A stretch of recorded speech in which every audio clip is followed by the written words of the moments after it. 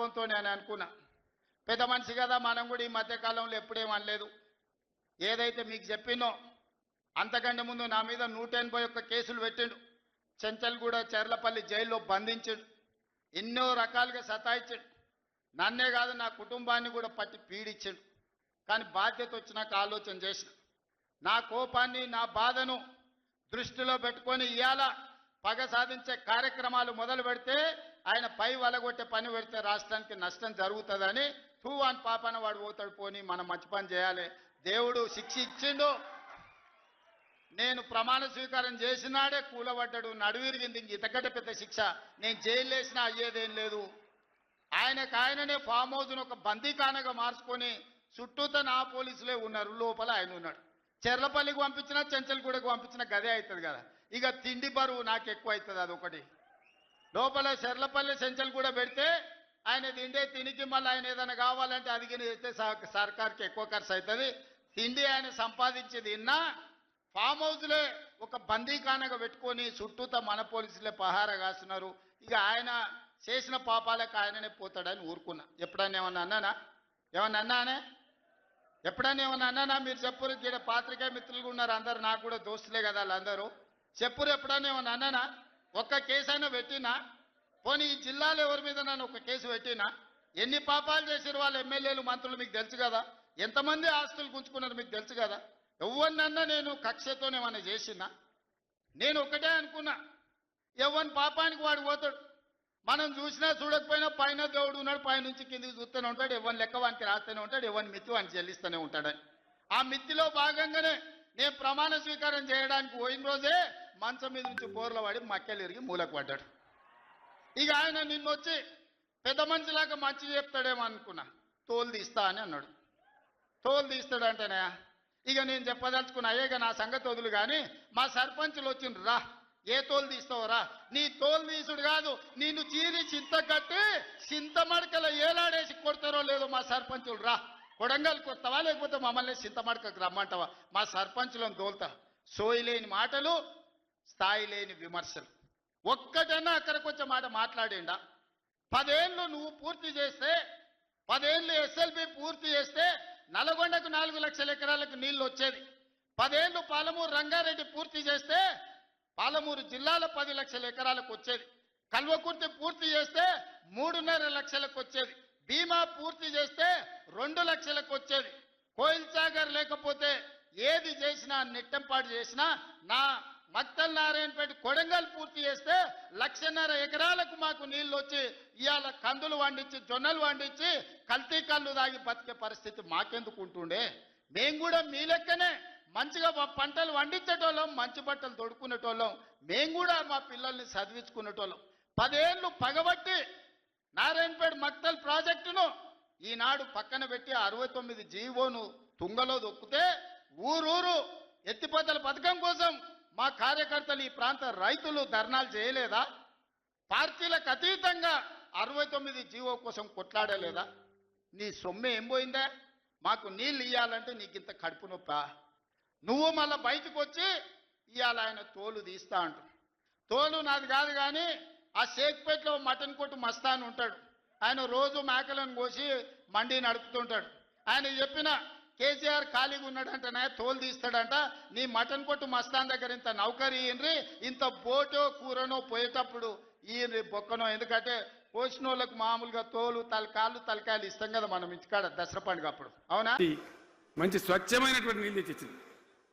5 ఏళ్ళు నడిచింది నడవలే మిషన్ భగీరథ నీళ్ళు పుష్కలంగా రాలే ఏమైనా రాలేదా వచ్చినాయా మరి ఇప్పుడు ఏం రోగం పుట్టింది నాకు అర్థం కాదు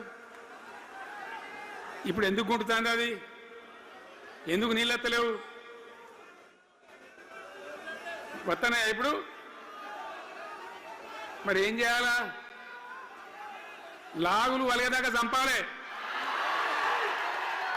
మంచి మాట కాకపోతే ఏం చేస్తారు మంచిగా కట్టిన ఇల్లు పెట్టిపోయి కదా 5 ఏళ్ళు నడిచింది కదా మరి మీకేం బీమారీ వచ్చింది నాకు అర్థం కాదు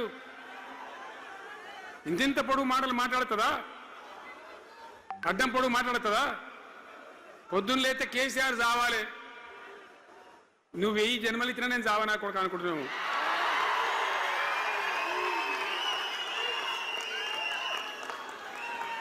నువ్వు ఉట్టి మీద దాచిపెట్టింది మన ఇళ్ళలో దాతారు కదా, ఏది ఉట్టి ఉట్టి అని ఉంటుంది. ఇప్పుడు మీకు తెలుసో లేదో కానీ ఇప్పుడు ఈ మధ్యలో ఫ్రిడ్జ్లు మోపోయింది, మునుపు ఉట్టి అనేది ఉంటుండే. ఎండిపోయిన చేపలోకి నీ రొయ్యలో అవి ఉంటే వరుగులు ఉంటే దానిలో పెడుదురు. పిల్లికి అందదా ఉట్టి కింద కూసుకొని శాపం పెడతా ఉంటుంది, తెగాలే పడాలి తెగాలే పడాలి. పిల్లి శాపానికి ఉట్టి తెగుతుందా? మరి విధవారు కేసీఆర్ రావాలంటే కేసీఆర్ దత్తడా? మీ దీవెన మీ ఆశీర్వచనం ఉంటే జీవన్ రెడ్డి గారు అన్నాడు నాకు 75 ఏంటి వచ్చినాయి. జీవన నేను చెప్తున్నా నాకు కూడా 72 వచ్చినాయి. నీ వెనకనే నేను కూడా లైన్లోనే ఉన్నా. నేను ఒక్కటే మాట చెప్తున్నా, ఈ మా దేశభా శ్రీనివాసేమో నాకు ఇంత పెద్ద కట్ట రాసి ఇచ్చాడు, నువ్వు మాట్లాడాలి ఇవన్నీ అవన్నీ కాదు. ఇక్కడ దరిద్రం పోయేదాకా ఇక్కడ టాప్ టు బాటం అన్ని వర్గాల ప్రజలు ఇది మా తెలంగాణ, మేము గర్వంగా బతుకుతాం, సంతోషంగా బతుకుతాం, అన్ని వర్గాల ప్రజలు తలెత్తుకొని వచ్చేదాకా మనం సేవ చేయాల్సిందే, చివరి శ్వాస దాకా కూడా చేయాల్సిందే, తప్పనే తప్పదు. బ్రహ్మాండంగా ముందుకు తీసుకొని పోవాలి. మీరు కూడా నాకు 75 వచ్చిందే కాదు, ఇవాళ మీరు 50-25 ఏళ్ళు తగ్గిపోయింది మీ వయసు. అంత యువకునిలాగా అంత ఉత్సాహంగా ముందుకు దూసుకొని పోదాం. తెలంగాణ ఎట్లా మంచి దాని సంగతి చూద్దాం. ఇప్పుడు అన్నీ ఒక పొదరిల్లాగా చేసినాం. కరెంటు చక్కగా ఉండేనా కేసీఆర్ రాకముందు? కరెంటు ఉండేనా? కేసీఆర్ ఉన్న రోజులు మంచిగా ఉండేనా? మరి మళ్ళీ ఇప్పుడు ఏం రోగం వచ్చే, ఏం బీమారు వచ్చే? కరెంటు కాకెత్తుకొని పోయిందా? ఆనాడు 7000 మెగావాట్లుంటే ఒక ఏడాది లోపల మంచిగా చేసి 24 గంటల కరెంట్ ఇచ్చినాం, ఒక క్షణం కూడా పోకుండా. ఎప్పుడైనా రిపేర్ అవుతుంది తప్ప, టెక్నికల్ ప్రాబ్లం అవుతుంది తప్ప పోకపోతుండే. అంత మంచి పవర్ సప్లై చేసినాం. దాని తర్వాత యాదాద్రి, భద్రాద్రి ఇంకా చాలా కొత్త సబ్స్టేషన్లు నిర్మాణం చేసినాం, జనరేటింగ్ స్టేషన్లు పెట్టాం, 20,000 మెగావాట్లకు తీసుకొని పోయినాం. ఏది దరిద్రులకు రాజ్యం అప్పయ్యే ముందు 20,000 మెగావాట్లకు తీసుకొని పోయినాం. మరి ఏం రోగం వచ్చింది, ఏం బీమారి వచ్చింది, ఎందుకు ఇబ్బంది పెడుతున్నారు? అనేక చోట్ల రైతుల పొలాలు ఎండుతున్నాయి, పేపర్లలో ఫోటోలు వస్తున్నాయి, టీవీలలో వస్తున్నాయి, జనం ఏడుస్తున్నారు. ఎందుకు ఈ బాధ కలుగుతూ ఉంది? ఇది ఆషామాషి వ్యవహారం కాదు, ఇది జీవనమరణ సమస్య, మన బతుకుదెరువు సమస్య. ఓట్లు వేసేటప్పుడు నేను సిల్కలకు చెప్పినట్టు చెప్పిన, ఉల్టా పల్టా ఎటుపడితే వేయకుండా దెబ్బతింటారని చెప్పిన. నా మాట ఇన్నోడు ఇనలే. ఇప్పుడు ఏమైంది, ఏం జరుగుతుంది? ఆ రోజు నేను చెప్పిన, వీళ్ళు కనుక గెలిస్తే ఈ దుర్మార్గులు, వీళ్ళ గుండె లోపల తడి లేదు, వీళ్ళు రైతు బంధుకు రామ్ రామ్, దళిత బంధుకు జై భీమ్. అయిందా? అట్లే పక్క ముచ్చటనేది. ఇక ఇవాళ ఇప్పుడు జీవన్ రెడ్డి గారు చెప్పిండు, కాంగ్రెస్ వాళ్ళు సభ పెట్టినాడు, కాటారంలో బుడరంలో పెట్టినాడు, ఆడ పైసలు ఎత్తారట. ఇది ఒక్క తేపకేసే రైతు బంధు నెలకొకిస్తా, ఎకరానికా అంటే 2 నెలలకు ఒక ఎకరానికి అంతేనా? 6,000 వేసినాం, మా అంతా సిపాయిలని బొచ్చ కొట్టుకుంటారు. ఆనాడు ఎట్లా పడేది రైతు బంధు? 10 రోజుల గ్యాప్లో మొత్తం రైతులకు వచ్చేసింది. టంగ్ మన సెల్ ఫోన్ మోగుతుండే, మంచిగా టింగున పోయి బ్యాంకాకి వెళ్ళి తెచ్చుకుంటుండే. ఎక్కడ పోయి మరి? ఏం మాట్లాడిండు? ఉరుకుని బ్యాంకులో పోయి 2 లక్షలు 3 లక్షలు లోన్ తెచ్చుకొని తెల్లారే ఆనాడే సంతకం పెడతాం, లోన్లన్నీ మాఫీ అయినాయా? ఇట్లా అడ్డగోలు నోటికొచ్చిన మాటలు చెప్పి, ఇష్టం వచ్చిన కథలు చెప్పి అర్రాసు పాడవన్నట్ట. కేసీఆర్ 10,000 ఇస్తాడా, మేము 15 ఇస్తాం. పింఛన్లు 2000 ఇస్తాడా మేము 4000 ఇస్తాం, వికలాంగులకు 4000 ఇస్తాడా మేము 6000 ఇస్తాం అనే వరకల్లా మన వాళ్ళు మోసపోయి.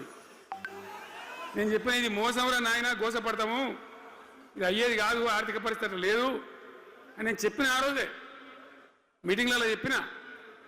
కానీ కొద్దిమంది ఆశపడితే ఏమైంది, 1.7% తో బీఆర్ఎస్ ఓడిపోయింది.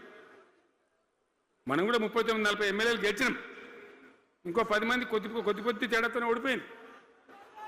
అయితే 1.7% తేడాతోనే బీఆర్ఎస్ ఓటమి పాలైంది. సరే మంచి మాట, మరి వచ్చిన ప్రభుత్వం పనిచేయాలి కదా, వాళ్ళకు కూడా అవకాశం ఇవ్వాలి కదా. సరే మన నాన్న వాడో వీడో కొంత దుంకులాడినా నేను మాట్లాడలే, నీ బయటికి రాలే, తక్కువ 1-2 సార్లు తప్ప రాలే. వాళ్ళకు కూడా ఛాన్స్ ఇవ్వాలి, అవకాశం ఇవ్వాలి. మనం ఎక్కసంతో ఉండొద్దు, చేయని ఏం పరిపాలన చేస్తారో చేయని.